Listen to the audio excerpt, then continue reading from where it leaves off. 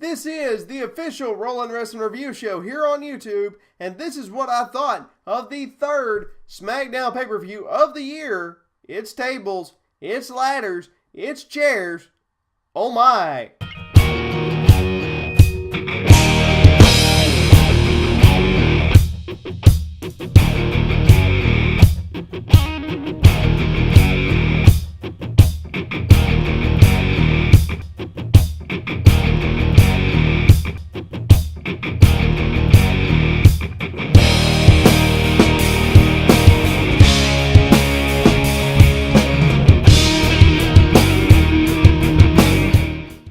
What's up, everybody? My name is Brandon Duchair Craven, and this is the official Rollin' Wrestling Review of WWE, TLC, or WWE Tables, Ladders, and Chairs. First up, as always, is the pre-show.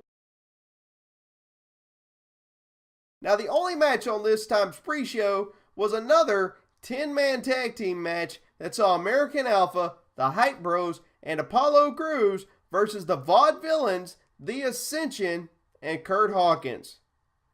Okay, these 10-man tag team matches, or these multi-man tag team matches, are really getting old. What happened to just old one-on-one matches or just a regular tag team match? I'd even go as far to say as I would rather see Dolph Ziggler and Baron Corbin go at it again in a one-on-one match on the pre-show than to see another multi-person tag team match. This is getting ridiculous. They're all extremely underutilized in these matches. All the superstars are extremely talented superstars on top of that. As I've said in the past, these matches don't really do anyone justice who were in these matches unless it's like Survivor Series. Then you really get a chance to see everybody wrestle during these matches. It just doesn't do anyone justice who has to be in these matches. This match, though, was good. It was a good match. It even saw Jason Jordan do an Olympic slam. Maybe signs of things to come? I sure hope so. Your winners, American Alpha, the Hype Bros, and Apollo Crews. Overall, 3 out of 5 stars. Next up is the main card. Another very good opener for TLC this time around. First up, for the WWE SmackDown Tag Team titles, the new Wyatt family of Randy Orton and Bray Wyatt versus the current tag team champions of Heath Slater and Rhino. Great mix of the old Randy Orton music, his current music, and the Wyatt family music. It was just really, really cool. Really, this match is pretty one-sided.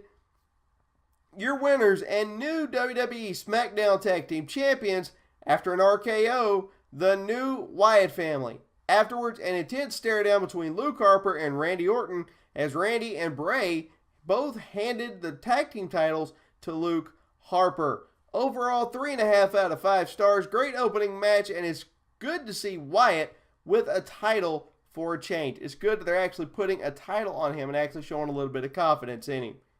Next up is Nikki Bella versus Carmella in a no disqualification match. Carmella was sporting a noticeable shiner in this one. After using a fire extinguisher, Nikki Bella scored the win. Not really sure why she won. In my opinion, that kills the momentum of these young up-and-coming women wrestlers. So, I don't know. Overall, 2.5 out of 5 stars. Sorry, Nikki.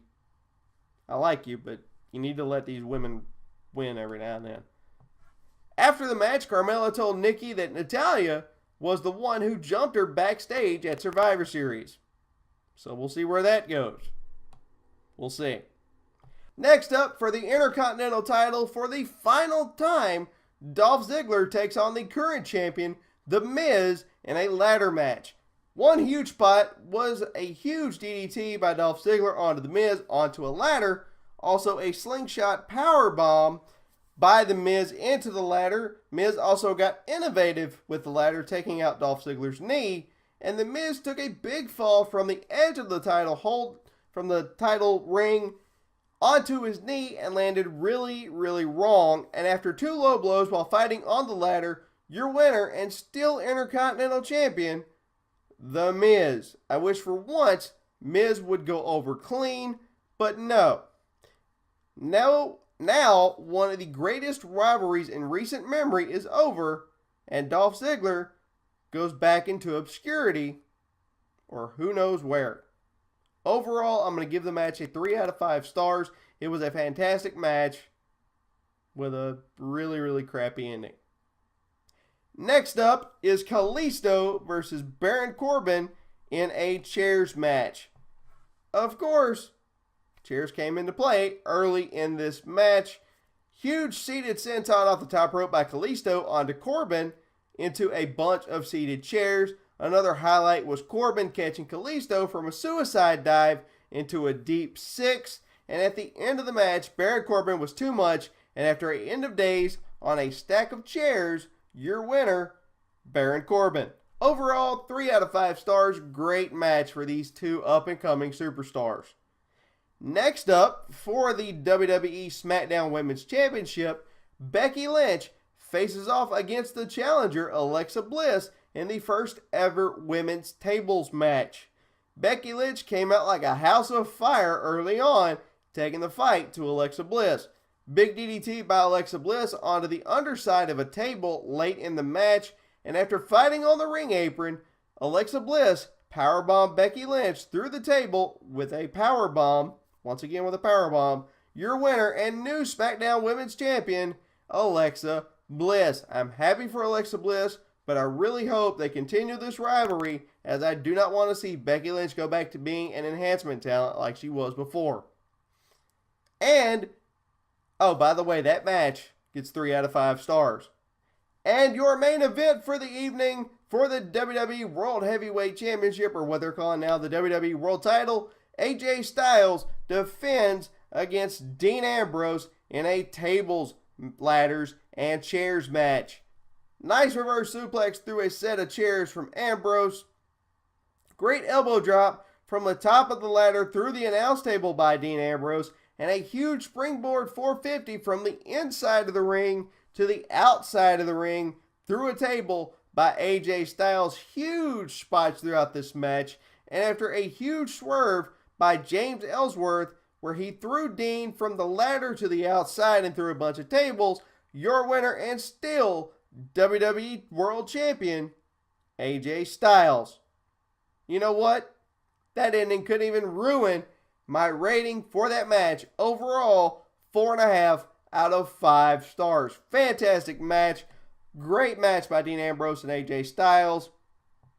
And it was just fantastic. Now we're going to look at my match of the night. My match of the night goes to the main event TLC match between AJ Styles and Dean Ambrose. The swerve by James Ellsworth really didn't ruin the match. It was a fantastic, classic TLC match. Overall, I'm going to give this pay-per-view a solid 4 out of 5 stars. Couple of complaints though. Dolph should have won the Intercontinental title. Miz can be heel against anyone. Now I feel like Dolph will be used once again as an enhancement talent, or be just thrown into obscurity where he's doing a bunch of live shows. Or the live WWE shows where he's not even on TV for a while. Another complaint is I'm afraid the same can be said for Becky Lynch. I'm afraid both won't be used right at all. So, we'll see what happens in the future on the next SmackDown Live.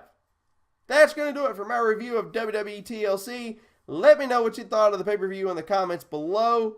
Check back, here in just a few minutes for my top 5 favorite moments from Monday Night Raw and SmackDown Live. The reason for that is because recently I started a new job and I'm just trying to get used to everything. So bear with me, as these videos will be out.